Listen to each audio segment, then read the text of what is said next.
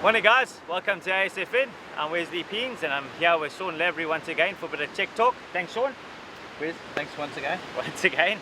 Guys, we just, you know, a lot of people get in the water and they don't really think twice about maintenance of boats. We're just going to go over a few little topics that, you know, those key essentials that you need to know that, you know, if you do go to water, go in the water and something happens, you've always got a bit of a safety net to make sure that you've got the stuff on board that'll help you get to shore.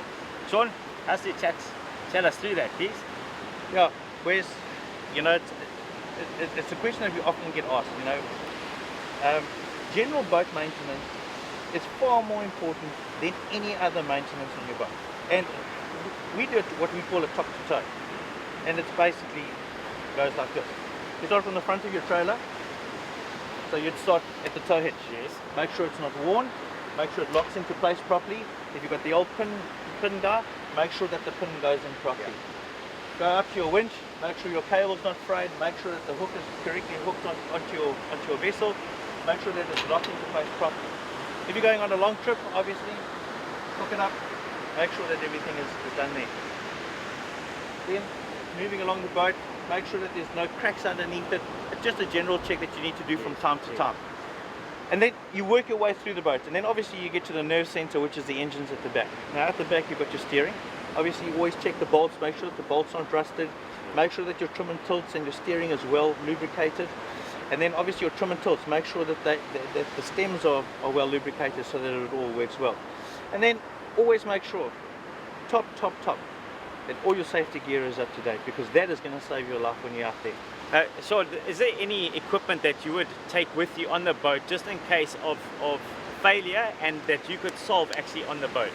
Yeah, obviously in terms of the safety regulations, the current safety regulations, you've got to have some form of toolkit on the boat. Yes.